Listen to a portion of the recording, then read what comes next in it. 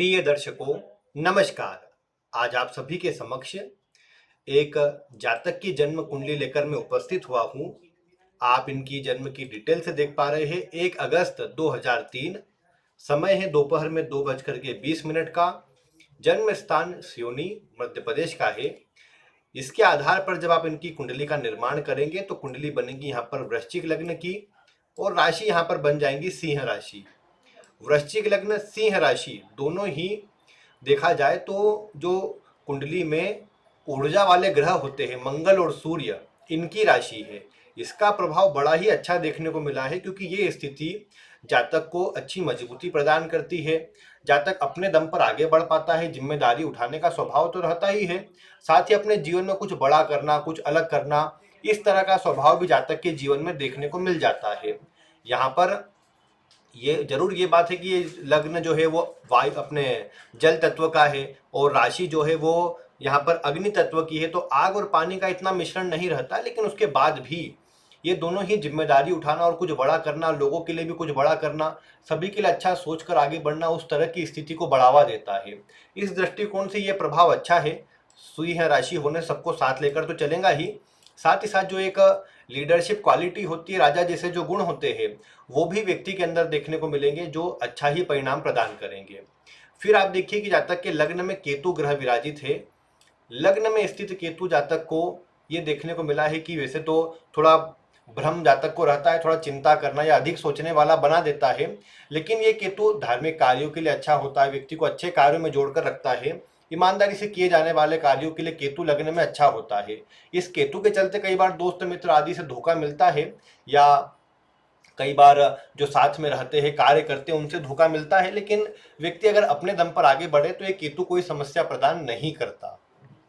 केतु लग्न में वृश्चिक राशि का है, जो कि अच्छा प्रभाव देने वाली स्थिति में आता है, इसलिए जातक के जीवन में उन्नति का ही प्रभाव बढ़ाएगा। ये कम से कम यहाँ पर ठीक ही कहा जाएगा, कोई विशेष खराब नहीं कहा जाएगा इसे। और केतु यहाँ मंगल की राशि में है। मंगल को देखेंगे तो चतुर्थ भाव में है। देखिए, चतुर्थ के मंगल के बारे में मैंने आपको बताया है कि ये मंगल मेहनत करवाता है, संघर्ष करवाता है, लेकिन लग्न का स्वामी होकर चतुर्थ में है तो दर्शा रहा है कि अपने दम पर ऐसा जातक भूमि, भवन, वाहन जैसे सभी सुख अर्जित करेगा। एक से अधिक मात्रा में जमीन आदि का सुख भी रहेगा, और अपने जीवन में लोगों के लिए बहुत सारे काम करेगा, सभी के लिए अच्छा सोच कर काम करेगा। ये अलग बात है कि वृश्चिक लग्न, मैंने आपको कई बार कहा है कि ये देखने को मिलता है कि जातक थोड़ा सा मुंह पर बोलने वाले स्वभाव का होता है, और उस कारण से जो इसके साथी लोग होते हैं, कई बार उनसे तालमेल खराब होता है। वो फिर दोस्त मित्र आदि हो, घर परिवार कुटुंब के लोग हो, या अन्य कोई हो, लेकिन कई बार थोड़ा मुंह पर बोल देने के कारण अन्य से तालमेल कमजोर हो जाता है। ये मंगल ऊर्जा के लिए अच्छा है, वक्री स्थिति का जरूर है, जिस कारण से जीवन में थोड़ा उतार चढ़ाव का प्रभाव बढ़ता है, भाग दौड़ बढ़ती है, ये देखने को मिला। लेकिन व्यक्ति अपने दम पर आगे बढ़ पाता है और उन्नति प्राप्त कर पाता है। देखिए, मंगल छठे भाव का भी स्वामी है, और छठे भाव का स्वामी जब वक्री स्थिति में होता है तो ये दर्शाता है कि जातक को जीवन काल में कहीं ना कहीं ये स्थिति प्राप्त होंगी कि कर्ज तो रहेगा जातक के ऊपर, मतलब कर्ज रहता है लेकिन उतर भी जाता है, कोई बड़ी समस्या नहीं आती। लेकिन ये देखने को मिला कि जातक अपने सुखों में वृद्धि करने के लिए, कई बार घर बनाने के लिए, वाहन आदि लेने के लिए, कई बार जातक कर्ज लेता है, जो कर्ज धीरे धीरे करके उतार पाता है। ये बात कहीं ना कहीं यहाँ देखी जा सकती है। तो ये प्रभाव यहाँ पर मंगल का कोई विशेष खराब नहीं कहा जाएगा, क्योंकि मुख्य रूप से तो लग्नेश है। तो लग्नेश चतुर्थ में हो करके सुखों में वृद्धि ही करेगा, जीवन में आगे बढ़ाने का ही कार्य करेगा। ये बात आप देख सकते हैं। फिर आप एक बात देखिए इस कुंडली के अंदर कि सप्तम भाव में राहु विराजित है। सप्तम भाव साझेदारी का है, पार्टनरशिप का है, वैवाहिक जीवन का है। अब राहु जैसा ग्रह यहाँ बैठा है तो इन सभी में थोड़ी कमजोरी तो उत्पन्न करेगा। जैसे ये देखा जा सकता है सबसे पहले तो कि राहु का यहाँ सप्तम भाव में होना जातक के, मतलब जो साझेदारी की बात करेंगे, पार्टनरशिप में जितने भी काम होते हैं उसमें परेशानी दिलाएगा। इसीलिए ऐसे व्यक्ति को इंडिपेंडेंट काम करने की सलाह दी जाएगी। या तो नौकरी करे, क्योंकि वृश्चिक लग्न नौकरी में अच्छा उच्च पद और कई बार सरकार से जुड़कर के कार्य करने वाला प्रभाव भी दिला देता है। तो ऐसा व्यक्ति अगर कोशिश करे तो कोशिश इतनी ही रखे अपनी ओर से कि केवल और केवल जितने भी मतलब कार्य होते हैं जो मतलब नौकरी से जुड़े हुए हैं, नौकरी में उच्च पद प्राप्ति से जुड़े हुए हैं, उसमें व्यक्ति आगे बढ़ेगा तो ज़्यादा अच्छा रहेगा, ज़्यादा अच्छा परिणाम प्राप्त कर पाएगा। यहाँ पर फिर ये बात भी देखी जा सकती है कि कहीं ना कहीं कुंडली के अंदर सप्तम भाव में राहु है, तो जैसा मैंने केतु के प्रभाव में कहा था कि अन्य से धोखा मिलना, तो यहाँ पर ये राहु भी वही प्रभाव देगा कि कहीं ना कहीं अन्य पर विश्वास करने से धोखा मिल सकता है। वैवाहिक जीवन में थोड़ा सा मतलब कहासुनी या विवाद का प्रभाव बढ़ाता है, या जीवन साथी का स्वभाव थोड़ा सा गुस्सेल हो या थोड़ा चंचल स्वभाव अधिक हो, जो थोड़ा समझने में थोड़ा मुश्किल रहे, ऐसी कुछ बातें बढ़ती है जिसके कारण वैवाहिक जीवन में समस्या आती है, तो उसका थोड़ा ध्यान रखा जाना चाहिए। अदरवाइज यहाँ पर देखा जाएगा तो जो स्थिति है चंद्र यहाँ पर राहु की, राहु कोई विशेष खराब नहीं होता वृषभ राशि के अंदर, और सप्तम में भी देखने को मिला है कि ऐसा नहीं बोल सकते कि बहुत नकारात्मक प्रभाव देता है, लेकिन बस ये बोल सकते हैं कि थोड़ा सा मिला जुला असर होता है उसका। अच्छी बात यह है कि सप्तम का जो स्वामी है शुक्र, कुंडली के भाग्य भाव में विराजित है, और सप्तम का स्वामी भाग्य भाव में होता है तो व्यक्ति का विवाह के बाद ही भाग्योदय होता है, विवाह के बाद ही व्यक्ति को उन्नति मिलती है, अच्छा परिणाम मिलता है। ऐसी अवस्था में वैसे विवाह में कई बार देरी होती है, 28 वर्ष 30-32 वर्ष के आसपास जाकर के भी कई बार विवाह होता है, लेकिन मुख्य बात यही है यहाँ पर कि जातक को ये जो शुक्र का प्रभाव है ये विवाह के बाद उन्नति दिलाएगा, विवाह के बाद तरक्की का प्रभाव बनेगा, और जीवन साथी से भी लाभ की भाग्य की प्राप्ति होती रहेगी। यही शुक्र कुंडली के 12वें का भाव का स्वामी भी होता है। 12वें भाव का स्वामी होकर भाग्य भाव में है तो व्यक्ति अगर जन्म स्थान से दूर रहे या जन्म स्थान से दूर जुड़ करके कार्य करें तो ज्यादा अच्छा परिणाम मिल पाता है। ये शुक्र का प्रभाव जातक को ये देखने को मिलता है जन्म स्थान से दूर ले जाने का कार्य करता है, या कई बार जन्म स्थान से दूर ही व्यक्ति को सेटल करने का कार्य करता है। मैंने कई बार आपको बताया है कि जब मंगल कुंडली के चतुर्थ भाव में हो लग्नेश होकर के, तो ये भी जन्म स्थान से दूर ही सफलता को दर्शाता है, तो व्यक्ति जन्म स्थान से दूर जा सकता है और दूर रह करके कार्य कर सकता है, ये भी यहाँ कहीं ना कहीं स्थिति बन रही है। फिर इसके बाद आप देखिए कुंडली में सूर्य जो है, सूर्य कुंडली के आप देख पाते हैं कि कुंडली में भाग्य भाव में विराजित है, और ये सूर्य कौन है तो सूर्य कुंडली के दशम भाव के स्वामी है। दशम भाव का स्वामी भाग्य भाव में हो तो व्यक्ति ईमानदारी से काम करता है, दूसरों को सही सलाह भी देता है, सभी के लिए अच्छा सोच करके काम करता है, जिससे जीवन में अच्छा नाम प्राप्त कर पाता है। यहाँ सूर्य का होना निश्चित ही बहुत अच्छी बात है, व्यक्ति के जीवन में तरक्की दिलाने वाली बात है। अगर आप देखेंगे तो सूर्य और चंद्रमा ये दोनों एक दूसरे की राशि में बैठे हैं, इसीलिए राशि परिवर्तन योग यहाँ पर निर्मित कर रहे हैं, और ये सूर्य चंद्रमा का राशि परिवर्तन योग जातक को जीवन में ईमानदारी से, भाग्य से और अपने अच्छे कार्यों से आगे बढ़ाएगा। ऐसा व्यक्ति अपनी एक अलग पहचान, विशिष्ट पहचान बना पाता है। जन्म कुंडली के सभी योगों में नवम और दशम भाव के स्वामी का राशि परिवर्तन सबसे श्रेष्ठ राजयोग निर्मित करता है, इसे सभी में सबसे अच्छा माना गया है। तो ये बहुत बढ़िया योग है, जातक के जीवन में उन्नति और एक अच्छा प्रभाव दिलाने वाला योग है, जो कि अच्छा ही कहा जाएगा। फिर आप एक और बात यहाँ पर देखिए कि सूर्य तो यहाँ पर अच्छा हो ही गया, सूर्य तो नाम सम्मान तरक्की सब दिला रहा है, साथ ही साथ यहाँ जो भाग्य का स्वामी चंद्रमा है इसका भी दशम में होना अच्छा है। ठीक है, चंद्रमा दशम में थोड़ा चंचल बनाता है, कई बार मन एक स्थान पर नहीं लगता, व्यक्ति का मन बहुत सारे कार्यों की ओर जाता है, जिस कारण से कई बार चिंता आती है। बाकी मैं समझता हूँ मंगल चूंकि चतुर्थ भाव में है तो जनता से जुड़कर कोई काम करना, शनि की राशि में है तो जमीन से जुड़कर, रियल एस्टेट से जुड़ करके अगर ऐसा व्यक्ति कुछ काम करना चाहे तो उसमें भी अच्छा परिणाम ऐसे व्यक्ति को मिल जाता है, और ऐसा व्यक्ति जीवन में अच्छी उन्नति प्राप्त कर पाता है।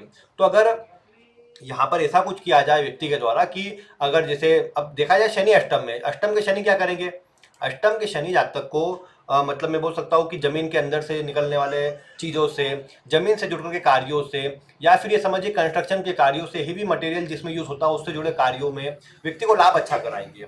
अब जब शनि, क्योंकि अष्टम भाव का ग्रह मुख्य होता है और ये शनि का प्रभाव यहाँ जा भी रहा है, मतलब ये जो बुध है यहाँ पर अष्टम का स्वामी वो भी कुंडली के दशम में है, यानी अष्टम से जुड़ा यहाँ पर कार्य आ रहा है।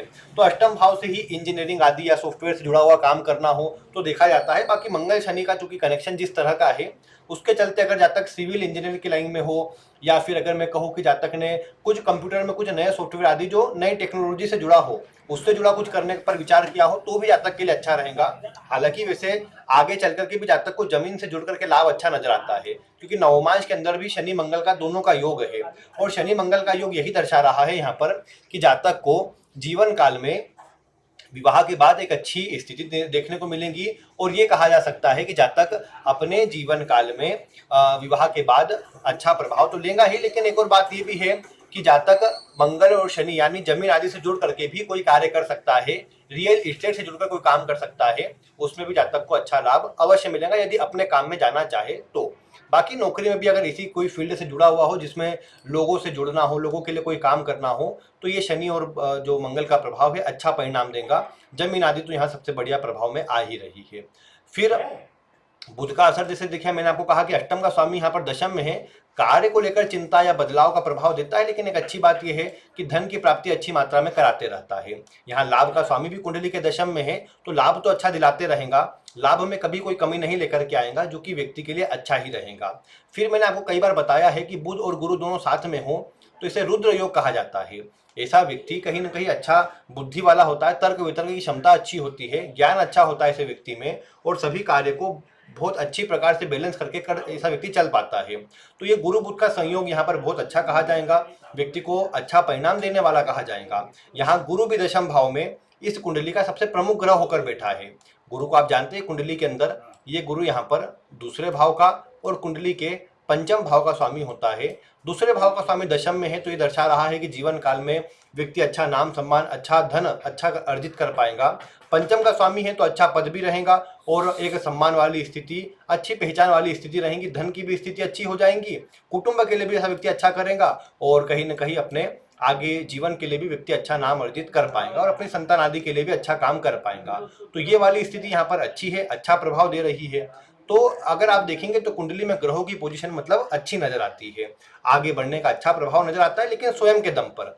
दशम भाव में शुभ ग्रह है जो यहाँ पर अम्ला योग या फिर ये गुरु के कारण जो यहाँ अम्ला योग बन रहा है उसका प्रभाव, चंद्र बुध गुरु के कारण यहाँ पर जो नृप योग बनता है उसका प्रभाव, ये सब अच्छा रहेगा, व्यक्ति के लिए जीवन में अच्छा परिणाम देने का काम करेगा। यहाँ व्यक्ति को जीवन में न केवल अच्छा मान सम्मान मिले, अच्छा पद मिले, अच्छी तरक्की मिले, यही बात देखने को मिलेगी। मैं तो यही कहूंगा कि नौकरी में ही आगे बढ़ा जाए तो अधिक अच्छा है। विशेषकर जैसे अभी आप देखते हैं मंगल की दशा है, मंगल की दशा अभी प्रारंभ हुई है जून 24 से, तो ये लगातार जून 31 तक तो मंगल की दशा है। इस समय पर करियर को स्थिर करने के लिए, विशेषकर नौकरी में अच्छा पद प्राप्त करने के लिए बहुत बढ़िया समय है। उसके बाद 31 से 18 वर्षों के लिए राहु की महादशा चालू हो जाएगी और राहु सप्तम भाव में है, तो ऐसे में अगर व्यापार करेंगे तो थोड़ा उठा पटक या परेशानी राहु दर्शा सकता है। इसीलिए राहु की दशा में भी अगर नौकरी से ही जुड़ा रहा जाए तो बहुत बढ़िया रहेगा। आगे चल करके यहाँ चूंकि राहु का प्रभाव लगने वाला है और चतुर्थ का स्वामी भी अष्टम में है, तो जातक के विदेश से जुड़ने के या विदेश की कंपनी में जुड़कर काम करने के योग भी बहुत अच्छे बन रहे हैं, कि दशम के स्वामी का और 12वें के स्वामी का यहाँ पर कनेक्शन कुंडली के नवम भाव में नजर आता है। तो ये कहा जा सकता है कि ऐसा व्यक्ति अपने जीवन में आगे चल करके विदेश की कंपनी में जुड़ेगा। आगे चलकर ये भी संभव है व्यक्ति विदेश भी चले जाए कुछ समय कार्य करने के लिए, तो भी प्रभाव अच्छा देखने को मिलेगा, ये बात कही जा सकती है। तो अभी तो जातक शिक्षा अर्जित कर रहा है, तो इंजीनियरिंग आदि से जुड़ी शिक्षा जो जातक ले रहा है उसमें जातक आगे बढ़ेगा और जातक अपने जीवन में अच्छा नाम और अच्छी तरक्की हासिल कर पाएगा। यहाँ पर मैं यही कहूंगा कि कुंडली में बाकी सारे ग्रह तो अच्छी स्थिति में है। जैसे अगर आप देखेंगे तो केतु जरूर भ्रम देता है, चिंता देता है, लेकिन प्रभाव ठीक ही है उसका, लग्न में इतना खराब नहीं। राहु जरूर, मैंने जैसा कहा कि राहु केतु की जो पोजीशन है यही थोड़ी ऐसी है जो चिंता देती भी है और अन्य से नुकसान भी करवाती है, तो ये थोड़ा सा प्रभाव कमजोर है। बाकी अगर आप देखेंगे कुंडली में ग्रहों का संयोग तो वो कम से कम यहाँ बहुत अच्छा नजर आता है, उसका प्रभाव यहाँ पर कुंडली अच्छा ही दर्शा रही है। जैसे मैंने मंगल की बात करी, ये जरूर है कि चतुर्थ भाव में मंगल कई बार देखने को मिला पिता से तालमेल की कमी या पिता से सहयोग की कमी को दर्शाता है, या व्यक्ति अधिकतर बाहर रहे तो उतना प्रभाव नहीं मिल पाता। दूसरे नंबर पर यहाँ माता से विशेष लगाव होता है, और माता से मतलब विशेष लगाव भी होता है, माता के लिए अच्छा करने का स्वभाव भी रहता है। और ये बात भी देखने को मिली कि जब मंगल चतुर्थ भाव में हो तो माता की आयु को लंबा भी करता है, तो ये बात भी यहाँ पर अच्छी कही जा सकती है। तो उस दृष्टिकोण से तो प्रभाव अच्छा है मंगल का, ये सारे ग्रहों का। शनि भी जैसे मैंने कहा अष्टम में संघर्ष करवाता है, लेकिन एक बात है कि ये शनि यहाँ पर इंजीनियरिंग आदि से जुड़ी फील्डों के लिए या मतलब जमीन आदि से लाभ कमाने के लिए बहुत बढ़िया है, और आगे चल करके तो विदेश में जुड़ने के, विदेश जाने के योग भी दर्शा रहा है। तो इस शनि को खराब नहीं कहा जाएगा, ये शनि भी यहाँ अच्छा ही परिणाम देगा ऐसा कहा जाएगा। तो इसीलिए यहाँ पर मैं इस कुंडली को देखते हुए यही कहूंगा कि कुंडली में ग्रहों का जो प्रभाव है, ग्रहों की जो स्थिति है वो बहुत बढ़िया है और वो अच्छा परिणाम दर्शा रही है यहाँ पर। तो ऐसे में मैं ये कहूंगा कि जब तक अपने जीवन में अच्छी उन्नति हासिल कर सकता है, अच्छा परिणाम प्राप्त कर सकता है, अपने करियर में नौकरी में बढ़े और नौकरी में अच्छी उन्नति व्यक्ति को मिलेगी, आगे चलकर अपने कार्य से जुड़ी विदेशी कंपनी में जुड़े उसमें अच्छा लाभ मिल जाएगा। फिर अगर हम विवाह की बात करें यहाँ पर, देखिए सप्तम का स्वामी शुक्र तो यहाँ पर नवम में है, ठीक है, नीच मतलब यहाँ पर अच्छी स्थिति में, लेकिन सूर्य से अस्त है। अस्त होने से प्रभाव धीमा होता है थोड़ा, लेकिन नवमांश में देखिए अपनी राशि के अंदर है और गुरु भी सप्तम भाव में है, तो प्रभाव मतलब यहाँ अच्छा आ रहा है। यहाँ अगर देखा जाए तो पंचम का स्वामी मंगल शनि के साथ में है पंचम भाव में ही, तो ये थोड़ा जान पहचान में विवाह के योग को दर्शा सकता है। कई बार स्वयं की इच्छा से भी विवाह के योग दर्शा सकता है, लेकिन स्वयं की इच्छा क्यों नहीं आ रही यहाँ पर, क्योंकि गुरु सप्तम भाव में है। गुरु जब सप्तम भाव में होता है नवमांश के, तो दर्शाता है कि जब तक घर परिवार की मर्जी से, घर परिवार की इच्छा से विवाह करेगा, घर परिवार को साथ लेकर ही विवाह करेगा, स्वयं के मन से नहीं करेगा, मतलब सबकी बातें मान कर ही आगे बढ़ेगा, तो वो बात यहाँ पर आ रही है। और इसके साथ में एक और बात क्या आती है कि जहाँ तक अपने जीवन में घर परिवार की तो मानेगा ही, लेकिन उसके साथ में एक बात ये भी रहेगी कि जहाँ तक मतलब हो सकता है विवाह जो हो वो जान पहचान में हो जाए, या रिलेटिव में से कोई रिश्ता बता दे वहां हो जाए, ऐसी कुछ बातें देखने को मिल सकती है। तो वो अच्छी ही रहेंगी स्थिति, मतलब कोई खराब प्रभाव देखने को नहीं मिलेगा। गुरु के प्रभाव से जातिका मतलब पढ़ी लिखी ज्ञानवान होंगी। थोड़ा सा स्वभाव देखो मंगल की राशि होने से थोड़ा क्रोधी स्वभाव या गुस्से में बोल देने वाला प्रभाव कई बार देखा जा सकता है, जो यहाँ राहु भी दर्शाता है, चिड़चिड़ा स्वभाव थोड़ा सा। लेकिन एक बात क्या है कि ये वृषभ राशि के अंदर, तो वृषभ राशि में साथ लेकर चलने वाला प्रभाव भी आता है, तो वो अच्छी बात है। जातिका करेंगे अपने अनुसार काम, जातक को अपने अनुसार चलाने का कार्य करेंगे, लेकिन स्थिति अनुकूल रहेंगी, कोई विशेष खराबी आती हुई नजर नहीं आएगी, तो वो एक बात यहाँ पर अच्छी है। और मैं तो ये कहूंगा कि अगर जातक प्रयास करे तो जॉब में अच्छी कोई कंपनी से, अच्छी कोई स्थान से या गवर्नमेंट से भी जुड़ने की कोशिश करे तो परिणाम अच्छा है, उसमें सफलता व्यक्ति अच्छी हासिल कर सकता है। बाकी तो अभी दशा भी अच्छी है, दशा का प्रभाव भी यहाँ पर बहुत अनुकूल है, अच्छा परिणाम देने वाली स्थिति में है, तो ये एक बढ़िया परिणाम है जातक के लिए, जीवन काल में अच्छी स्थिति दर्शाने वाला परिणाम यहाँ पर कहा जा सकता है। बाकी यहाँ पर मतलब मैं ये कहूंगा कि जातक को केवल और केवल हनुमान जी की आराधना करनी चाहिए। यहाँ दोनों ही प्रकार से मंगल और शनि दोनों ही जो त्रिकोणीय अवस्था में है, ये दर्शा रहे हैं कि हनुमान जी की उपासना से, हनुमान जी की पूजा से जातक के जीवन की परेशानियां, जातक के जीवन के जो कष्ट है वो सारे दूर भी होंगे, और जातक अपने जीवन में अच्छा परिणाम प्राप्त भी कर पाएगा। आगे मैं यही कहूंगा कि देखो, अगर व्यापार का मन भी रहे तो कम से कम जब तक गुरु की महादशा न लगे, जो कि बहुत दूर रहेंगे अभी से तो, लेकिन गुरु की महादशा के पहले व्यापार पर विचार न करें, क्योंकि राहु की दशा बीच में रहेंगी जो उतार चढ़ाव या अन्य से धोखा करवा सकती है, तो उससे बचाव करें। बाकी अपने दम पर जो भी काम करेंगे उसमें अच्छा परिणाम मिलेगा, और जीवन काल में जातक अच्छी स्थिति प्राप्त कर पाएंगे। क्योंकि यहाँ पर देखिए, ये जो गुरु और बुध का योग बना हुआ है, ये कुंडली के धन भाव और लाभ भाव के स्वामी का योग बना हुआ है, जो व्यक्ति के महाधनी योग को निर्मित करता है और जीवन काल में धन की कमी नहीं आने देता। तो ये एक अच्छी बात है, जातक के जीवन में धन का प्रभाव मतलब कुंडली बहुत बढ़िया दर्शा रही है। पंचम के स्वामी का कनेक्शन जब लाभ भाव के स्वामी से हो जाता हो, तो ऐसे व्यक्ति को तो शेयर मार्केट से भी लाभ होता है। हालांकि चूंकि शनि अष्टम भाव में है, तो मैं कहूँ लंबे समय के लिए लगाकर छोड़ देना और वहां से अच्छा लाभ हो जाए, ऐसा भी देखा जा सकता है। तो व्यक्ति को वहां से भी लाभ के योग है, उसमें भी खराबी का प्रभाव नहीं है, योग अच्छे है जातक के मतलब। और अन्य ग्रह का प्रभाव भी आपने देखा कि अच्छी स्थिति दर्शा रहा है। विवाह के लिए मैं ये कहूंगा कि जल्दीबाजी नहीं करना चाहिए, राहु और केतु के प्रभाव के चलते। वैसे भी 28 वर्ष तो कम से कम आयु यहाँ पर हो ही जाती है जब राहु का प्रभाव हो देरी के चलते, लेकिन अधिकतर देखने को मिला है कि जब जैसे शुक्र भी अस्त स्थिति में है और चंद्रमा की राशि में, ठीक है ऐसे वहां पर, लेकिन ये देखा जा सकता है कि जीवन में लगभग 31 और 32 वर्ष की जो आयु रहेंगी इनकी, उस समय अवधि पर जाकर इनका विवाह हो, जो देरी से जरूर रहता है, लेकिन परिणाम फिर भी ठीक ही रहता है। जैसे राहु में जब इन्हें गुरु की या गुरु की अंतरदशा राहु में प्रारंभ हो जाएंगी, गुरु यहाँ सप्तम भाव में है भी, तो राहु में गुरु की अंतरदशा में विवाह का सबसे मजबूत योग बनता है, सबसे अनुकूल प्रभाव यहाँ वहां पर मिलने की स्थिति बनती है। ज़्यादा दूरी पर नहीं, मैं कहूँगा कि 80 100 या 120 किलोमीटर के आसपास, 150 किलोमीटर के आसपास ही विवाह होने की योग है, ज़्यादा दूरी पर नहीं है। और ये कहा जा सकता है कि जो विवाह होगा वो उत्तर दिशा में होने की संभावना अधिक बनती है। तो जहाँ पर देखेंगे, जहाँ रहेंगे वहाँ से, जहाँ से रिश्ता ढूंढ रहे हो वहाँ से ये कहा जाएगा कि कहीं ना कहीं जो डायरेक्शन रहे वो उत्तर दिशा रहे, तो वहाँ पर विवाह होने के योग ज़्यादा रहेंगे और अच्छा परिणाम मिल भी जाएगा। यहाँ पर अगर मैं विचार करूँ कि किस राशि या लग्न की लड़की रहेंगी, तो मैंने आपको बताया था कि लग्न में से सूर्य को घटाकर राहु को जोड़ेंगे तो जो राशि आएंगी वो दर्शाती है। तो यहाँ पर सिंह आ रही है, सिंह और उसके सामने वाली कुंभ, देखिए इनकी भी सिंह राशि है, तो संभावना बनती है यहाँ पर कि उसी का प्रभाव मिल जाए, सिंह का और कुंभ का सेम प्रभाव मिलने की स्थिति यहाँ पर बन रही है। बाकी तो खैर कुंडली का प्रभाव अच्छा है, अभी दशा मंगल की चालू हुई है, अच्छी दशा है, ये अच्छा परिणाम देने वाली स्थिति में है। और मंगल देखो लग्न में, नवमांश में, दशमांश में बहुत बढ़िया स्थिति में है, अच्छा परिणाम देने वाली स्थिति में है। तो बस अन्य पर विश्वास ना करें, स्वयं के दम पर आगे बढ़ेंगे तो जीवन काल में अच्छी उन्नति प्राप्त कर लेंगे, और जीवन काल में बिना किसी चिंता के अच्छा परिणाम प्राप्त कर लेंगे। जन्म स्थान से दूर रहे और मतलब कोई अच्छी बड़ी स्थान पर ये सिटी वगैरह में रहेंगे। जैसे अब मैं कहूँ कि अगर एमपी में बात करेंगे तो इंदौर आदि सिटी में चले जाए या भोपाल में चले जाए, या फिर मैं कहूँ कि ये अगर इंडिया वाइज देखेंगे तो मैं कहूँ कि जो बेंगलोर है, हैदराबाद है, या फिर क्योंकि आगे राहु की दशा है तो राहु इस तरह के क्षेत्र में ले आ सकता है, पुणे में, बेंगलोर में, नासिक में, या आगे जैसे दिल्ली वगैरह भी आता है यहाँ पर, कि ऐसे कोई बड़ी सिटी में, बड़े स्थान पर जातक ने रहना है, वहां पर जातक अपना कार्य करेगा, ऐसी बात कही जा सकती है। बाकी चूंकि स्थिति अच्छी है तो कोई दिक्कत की बात नहीं है, जातक अपने जन्म स्थान से दूर रहकर अच्छी सफलता अर्जित कर सकता है। जातक की मंगल शतभिषा नक्षत्र में है, जो एक से अधिक फील्ड में ज्ञानी बनाते हैं, एक से अधिक मार्ग से धन का लाभ कराते हैं, तो ये अच्छी बात है। और यहाँ पर ये भी कहा जाएगा कि ये शतभिषा नक्षत्र में होने के चलते जातक अगर किसी व्यक्ति को कोई उपचार या कोई उपाय बताता है कि ऐसे नहीं, ये काम कर लो, इस तरह से कर लो, तो उसका काम बन जाता है, क्योंकि शतभिषा नक्षत्र राहु का है और ऐसे में मंगल का इसमें हो जाना जातक को तीव्र बुद्धि वाला बनाता है। और ऐसा व्यक्ति किसी को अगर कोई सलाह दे देता है कि इस काम को इस तरह नहीं, इस तरह से कर लो, तो बहुत अच्छा परिणाम मिल भी जाता है। यहाँ पर एक और बात मैं कहूँगा, देखो सप्तम भाव पर किसी शुभ ग्रह की दृष्टि नहीं है, तो इसीलिए मैंने साझेदारी के लिए, पार्टनरशिप के लिए मना किया है। लेकिन यही बात विवाह पर भी लागू होगी कि विवाह भी देखभाल कर किया जाए तो अच्छा रहेगा। नवमांश भले शुभ है यहाँ पर, लेकिन यहाँ लग्न कुंडली में थोड़ा प्रभाव कमजोर है, जिससे परेशानी ना आए उसके लिए कुंडली मिलान करके विवाह करें तो अधिक अच्छा रहेगा। बाकी तो योग अच्छे हैं, बाकी जीवन में उन्नति के योग है।